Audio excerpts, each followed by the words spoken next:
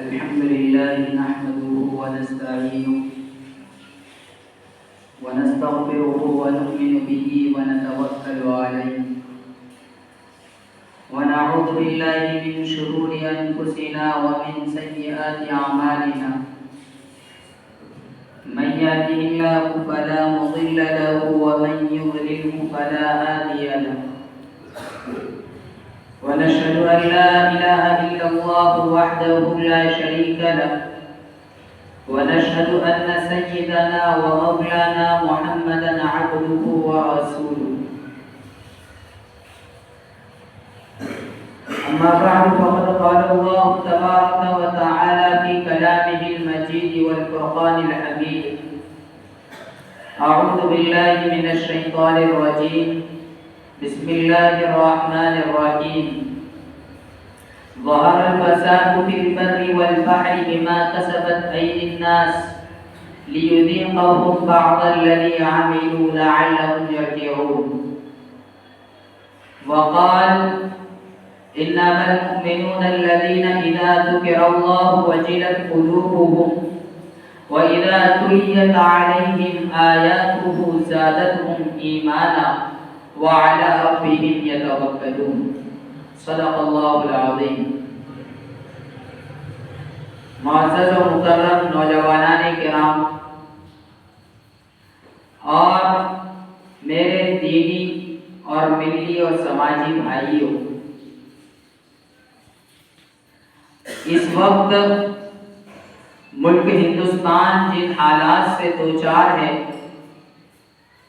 وہ سارے حالات کسی بھی عام اور خاص سے خفیہ اور پوشیدہ نہیں ہیں. ہر آدمی یہ جانتا ہے کہ مسلمان اس وقت بہت سے حالات کا سامنا کر رہے ہیں، خواہ ملک ہندوستان کی بات ہو یا بیرون ممالک کی بات ہو. ایک وقت وہ تھا کہ مسلمانوں کو اس طرح ستایا جاتا تھا کہ انہیں مارا جاتا، ان کے گھروں کو جلایا جاتا، انہیں طرح طرح کی اذیتیں دی جاتی. لیکن یہ وہ تکلیف تھی جو کسی بھی اعتبار سے برداشت کے قابل ہو سکتی تھی. یہ وہ تکلیف تھی. مسلمانوں کو مارا جاتا تھا تو یہ کسی درجے میں برداشت کے اعتبار سے ہو سکتی تھی.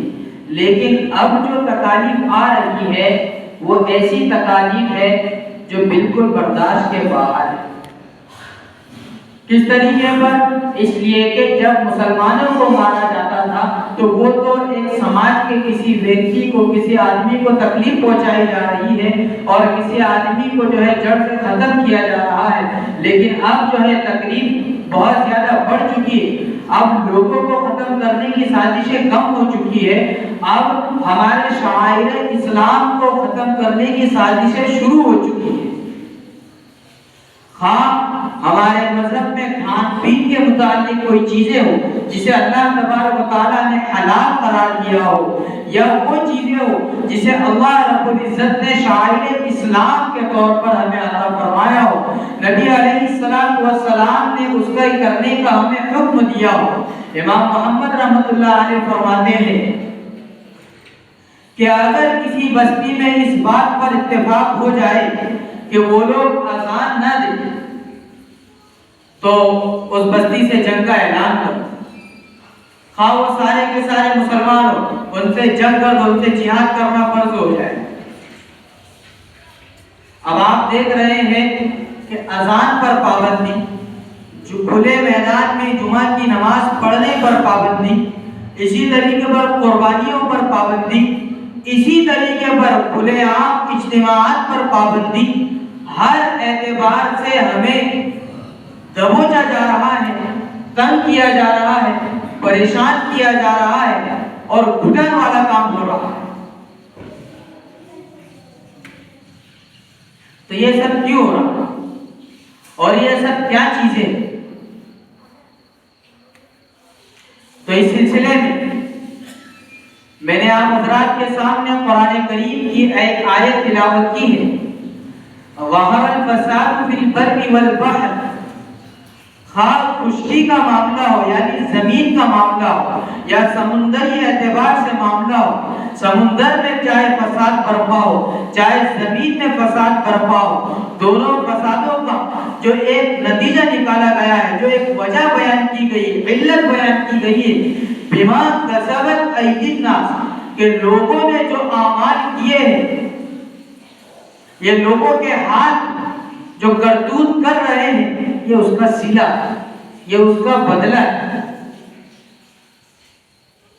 اور صرف اتنا ہی نہیں کہ یہ بدلہ ہے، بلکہ اللہ رب العزت یوں فرما رہے ہیں آگے کہ یہ جو ایک دوسرے کو دبوچا جا رہا ہے، مارا جا رہا ہے، اور ایک دوسرے کے اوپر جو سازشیں چل رہی ہے، لیذیقہم بعض الذی، ایک دوسرے کو مزہ چکھانا ہے، عملوا، جو اعمال کیے لعلہم یرجعون، تاکہ ان برے کرتوتوں سے باز آ جائے، اسلام کی طرف لوٹ آئے، اپنے دینی اعمال کی طرف لوٹ کر آ جائے۔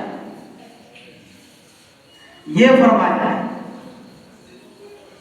اب آپ لوگ کہیں گے کہ اللہ رب العزت قادر مطلق ہے، اللہ رب العزت اگر چاہے تو اس دنیا میں کسی ماں نے وہ بیٹا نہیں جنا جو کسی مسلمان کو تکلیف پہنچا سکے۔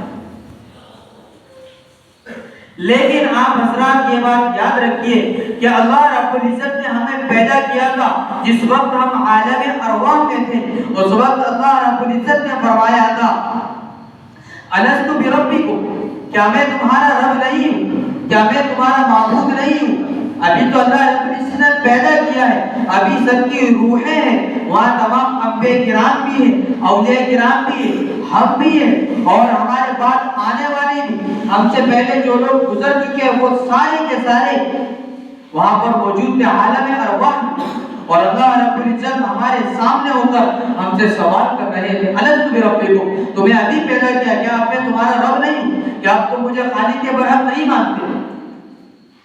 تو سارے کے سارے لوگوں نے ایک ساتھ فرمایا تھا بلا، کیوں نہیں، آپ ہی ہمارے رب ہیں، آپ ہی نے ہمیں پیدا کیا ہے، آپ ہی ہمارے خالق ہیں، اور آپ ہی ہمارے معبود ہیں، ہم آپ ہی کی عبادت کریں۔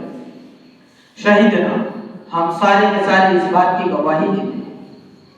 تو اس کے بعد اللہ رب العزت نے حضرت آدم علیہ السلام کو جنت میں اتارا، اور آدم علیہ السلام کو بیوی عطا فرمائی، اور پھر ان دونوں نے وہاں زندگی گزارنا شروع کی، اور پھر نتیجہ یہ ہوا کہ شیطان نے انہیں بہکایا، انہیں پھسلایا، اور پھر نتیجتاً اپنی بیوی اور شیطان کی بات میں آ کر آدم علیہ السلام سے ایک بھول ہوئی، جس بھول کے نتیجے میں آدم علیہ السلام کو جنت سے دنیا کی یعنی زمین کی طرف اتار دیا گیا، اور پھر آدم علیہ السلام نے کئی سو سال تک اللہ رب العزت سے معافی تلافی، اور پھر اللہ رب العزت نے صرف اس دنیا میں ان کو اتارا نہیں، بلکہ اس دنیا کو اللہ رب العزت نے دارالامتحان بنا دیا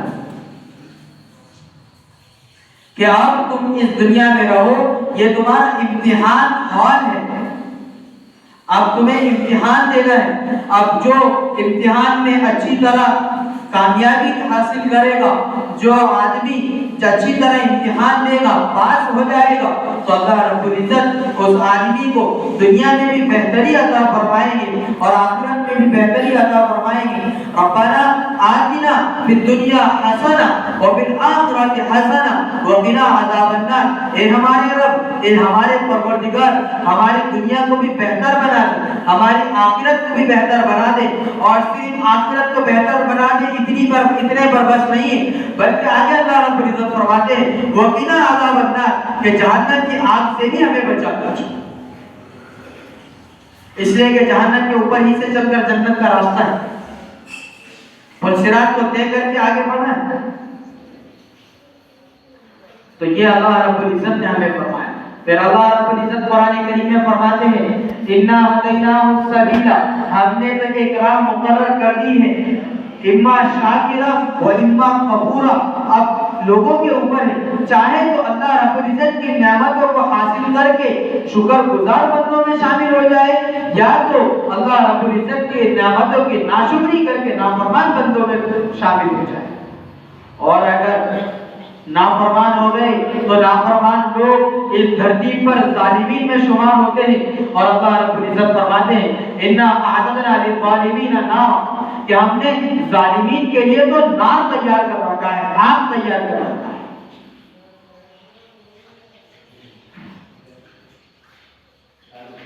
اللہ رب العزت نے اس دنیا میں جینے کے سلیقے ہمیں قرآن کریم کے اندر سکھائے۔ ہے کوئی قرآن کریم پڑھنے والا، قرآن کریم کی تفسیر کو سمجھنے والا، اس کی تفسیر پر عمل کرنے والا؟ اور قرآن کریم کی تفسیر احادیث مبارکہ ہے۔ اللہ کے نبی علیہ السلام نے آج سے 1445 سال پہلے قرآن کریم کی ہر آیت کی تفسیر ہمارے سامنے بیان کر کے جا چکے ہیں۔ ہزاروں اور سینکڑوں کتابیں کھلی پڑی ہیں جس میں احادیث کی کھلی ہوئی، اور بڑے بڑے پائے کے محدثین گزر چکے ہیں جنہوں نے وہ احادیث کو یکجا جمع کر کے لکھ کر گئے۔ تو ہے کوئی جو قرآن و حدیث پر عمل کرنے والا ہو؟ نہیں۔ ہمیں تو قرآن اور حدیث پر عمل کرنے کی کیا ضرورت ہے؟ ہمیں تو ابھی موبائل پر عمل کرنا ہے، اور موبائل کے اندر ہمیں ویڈیو دیکھنا ہے، ہمیں انسٹاگرام چلانا ہے، اور ہمیں فیس بک، واٹس ایپ، اور اسی طریقے پر یوٹیوب، اور اسی طریقے پر زمانے بھر کی چیزیں اور گیم اور ساری چیزیں جو موبائل کے اندر آتی ہیں، انٹرنیٹ کے اندر، ہمیں اگر اس سے فرصت ملے تو ہم دین کی طرف بڑھیں۔ اب ہمیں موبائل سے فرصت نہیں تو ہم دین کی طرف کیسے آ سکتے ہیں؟ یعنی آپ ایک بات یہ سمجھ لیجئے کہ اللہ رب العزت نے جو فرمایا اِنَّا هَدَيْنَاهُ السَّبِيلَ، کہ جو راستہ اللہ رب العزت نے ہمیں دیا تھا، ہم اس راستے پر تو کھڑے تھے، باقی راستے پر ہم آگے نہیں بڑھ پائے، راستے پر ہم دوسرے لوگوں کے ساتھ لگ چکے، ہم دوسری آڑ کے اندر لگ چکے۔ اور اس کی ایک مثال ہم نے کتاب میں پڑھی تھی، مشکاۃ شریف کے کتاب الایمان کی شرح ہے، اس کے اندر ہم نے اس بات کو پڑھا تھا کسی حدیث کی تشریح کے اندر کہ اللہ رب العزت نے جو جنت کا راستہ بنایا ہے، جو نیک کام کا راستہ بنایا ہے، اسے آسائش اور لذتوں کے ساتھ اللہ نے ملوث کر دیا ہے۔ جب آدمی اس کے اندر راستے پر چلتا ہے تو راستے کے دونوں جانب اسے دنیاوی لذتیں نظر آتی ہیں۔ اس کی مثال میں آپ حضرات کو بتاؤں کہ فجر کی نماز کا وقت ہو گیا، اذان ہو رہی ہے، ہماری آنکھ کھل چکی ہے، اب ہمارے لیے ایک معاملہ تو یہ ہے کہ ہم بستر چھوڑیں، اٹھیں اور اللہ رب العزت کو یاد کریں اور نماز پڑھیں، اور دوسرا یہ ہے کہ نیند کی لذت کو حاصل کریں۔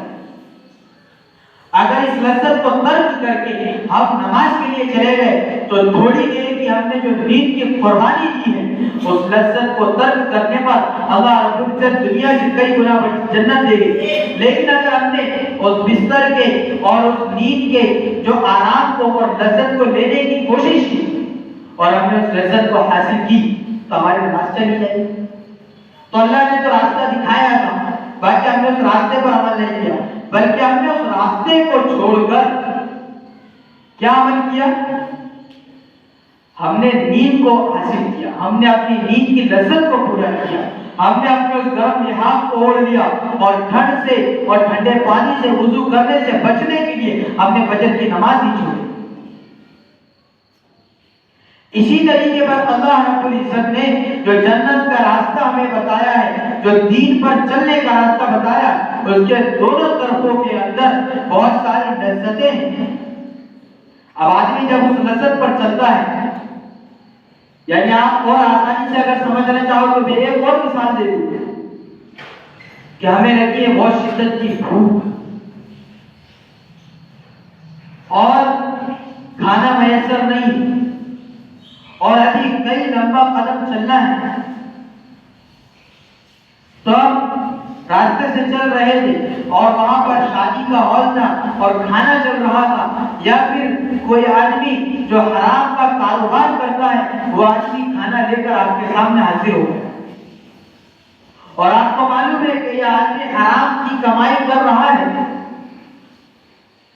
اس کا پیسہ سودی ہے، اس کا لین دین بینک کے ذریعے سے، اس کی پوری کی پوری آمدنی حرام، آپ کو معلوم، اور دوسری طرف آپ کی بھوک ہے، اور تیسری طرف آپ کے لیے حلال کا راستہ ہے کہ آپ تھوڑا آگے جائیں گے چند قدم کے فاصلے پر اور اپنے ہی روپیے پیسے سے آپ حلال کا مال خرید کر کھائیں گے.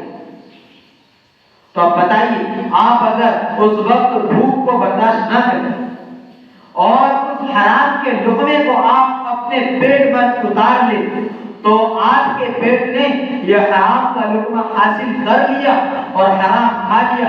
تو یاد رکھیے، اس حرام سے آپ کی جو پرورش ہوگی، اس حرام کے کھانے سے اگر ایک قطرہ بھی خون کا آپ کے جسم میں بن گیا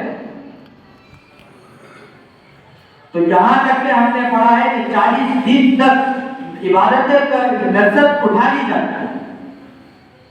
یعنی نماز پڑھے گا آدمی لیکن دل نہیں لگے، قرآن پڑھے گا لیکن دل نہیں لگے، احادیث پڑھے گا لیکن دل نہیں لگے، بیانات سنے گا لیکن دل نہیں لگے. یہ ہے حرام. آج کئی لوگ آ کر ہم سے یہ سوال کرتے ہیں کہ ہمارا نماز میں دل نہیں لگتا. تو میرے دوستوں اور میرے پیارے بھائیوں، نماز میں دل لگانے کے لیے آپ کو کمائی حلال کرنی ہے، محنت کے ساتھ کمانا پڑے.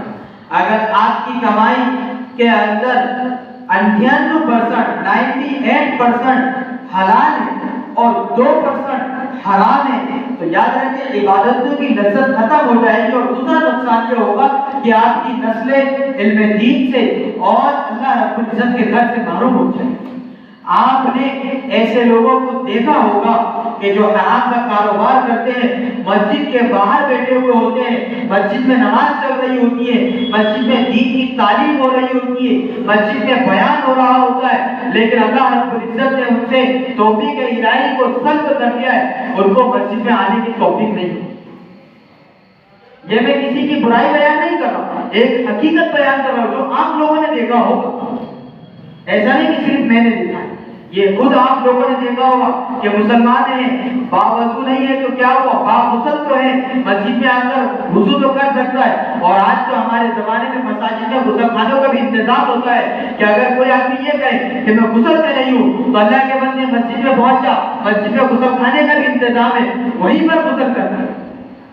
اور ہماری شریعت اتنی آسان ہے کہ آپ کے کپڑوں پر، لباس میں جہاں پر بھی ناپاکی لگی ہوئی ہے صرف اتنا حصہ دھو لے تو آپ کے پورے کپڑے پاک ہو جائیں گے. آپ غسل کر لیں، آپ پورے پاک ہو جائیں گے اور اس کے بعد آپ نماز ادا کریں. اگر کل کو قیامت میں اللہ رب العزت نے اپنے سامنے کھڑے کر دیا اور وہاں پر 18,000 مخلوقات کھڑی ہوگی اور ٹوٹل 120 صفیں ہوگی اور اتنے ساروں کے سامنے اللہ رب العزت نے اگر یوں کہہ دیا کہ یہ میرا وہ بندہ ہے جس نے میری عبادتوں کو ترک کیا تھا، اب میں اسے اور جہنم کے اندر ڈھکیل رہا ہوں. آج آدمی عزت پانے کے لیے سارے حربے استعمال کرتا ہے، اپنی ذرا سی بھی انسلٹ کوئی آدمی برداشت نہیں کرتا. کسی چھوٹے کے سامنے کچھ نہیں بولنا، مجھے کسی بڑے کے سامنے کچھ نہیں بولنا، میرے اپنوں کے سامنے کچھ نہیں بولنا، میرے دوستوں کے سامنے کچھ نہیں کہنا. یعنی ہر جگہ مجھے اپنی عزت کی فکر ہے.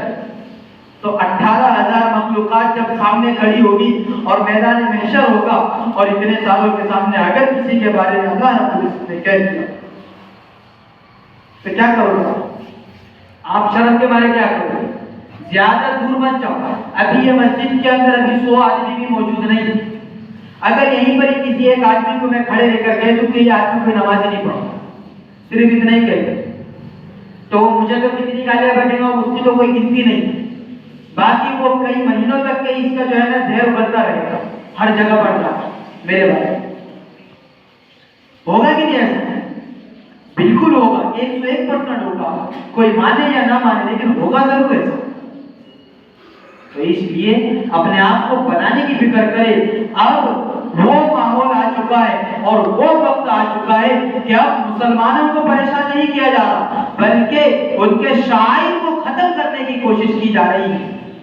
میں ابھی مطالعہ کر رہا تھا، البانیہ ملک ہے اس کے بارے میں جو ترکی کے قریب ہے، اس کے اندر میں نے پڑھا وہ کسی زمانے میں خلافت عثمانیہ کے اندر رہ چکا ہے.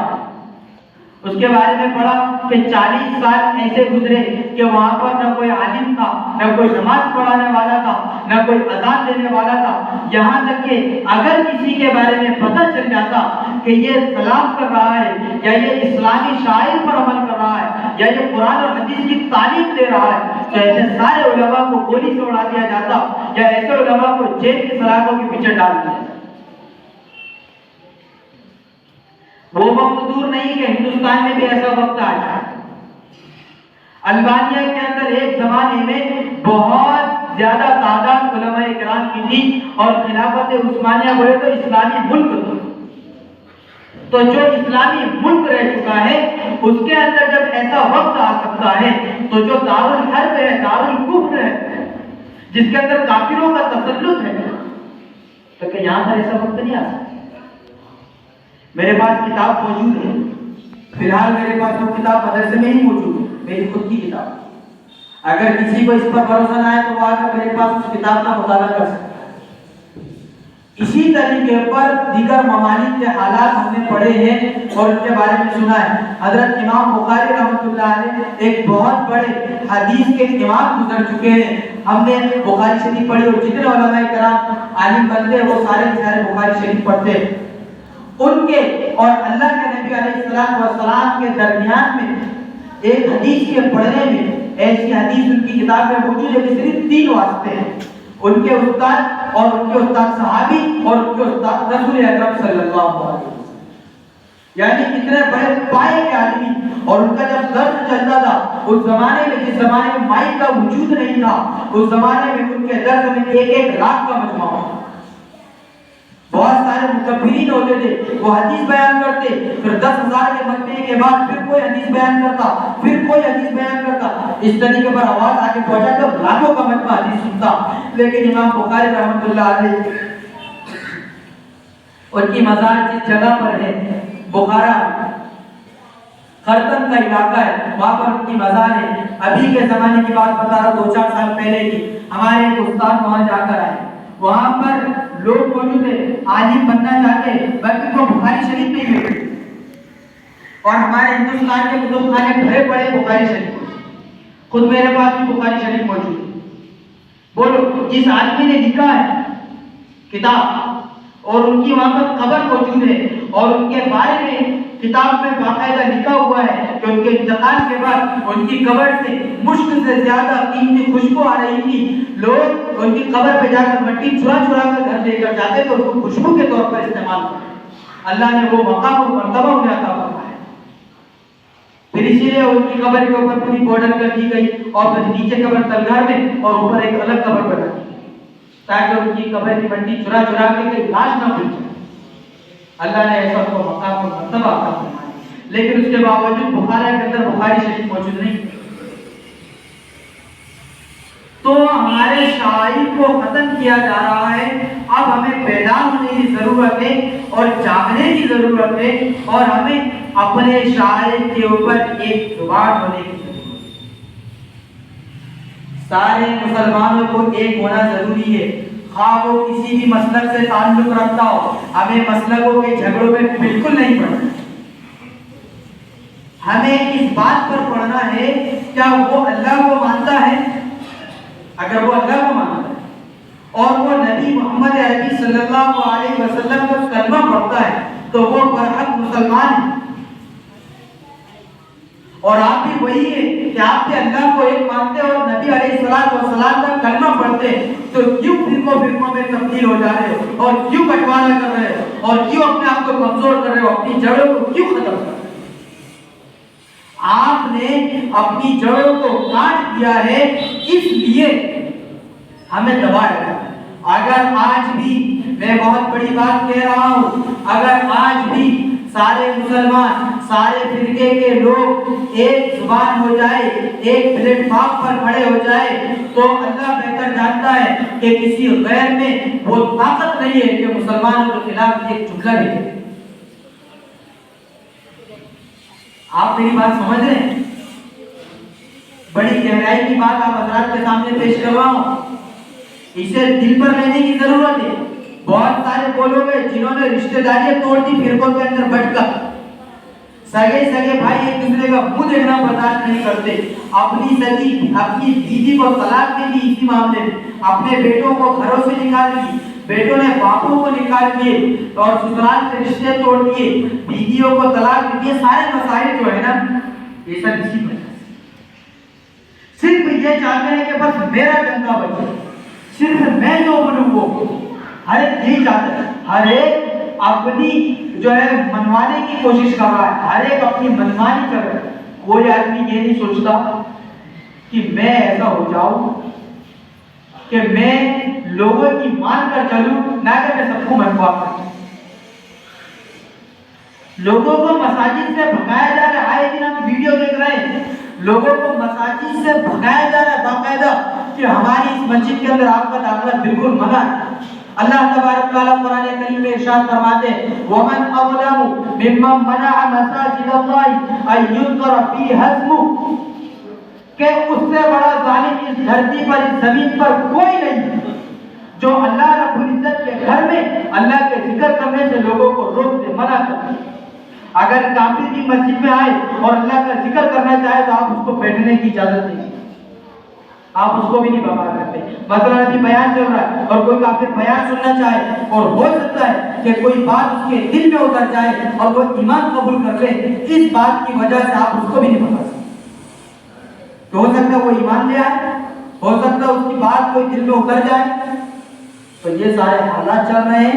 अब ये हालात वो है कि एक दूसरे से लड़ने झगड़ने की बिल्कुल जरूरत नहीं। अब बहुत करीब वक्त आ चुका है, अब क़यामत भी बहुत करीब है और इंशाअल्लाह आगे कभी मौका मिलेगा तो अब क़यामत की अलामतों पर एक बयान इंशाअल्लाह करूंगा और क़यामत की छोटी अलामतें भी आप हज़रात को बताऊंगा और बड़ी अलामतें भी आप हज़रात को बताऊंगा, लेकिन उसके लिए वक्त ज्यादा लगेगा, आधे घंटे के अंदर वो बयान नहीं हो पाएगा।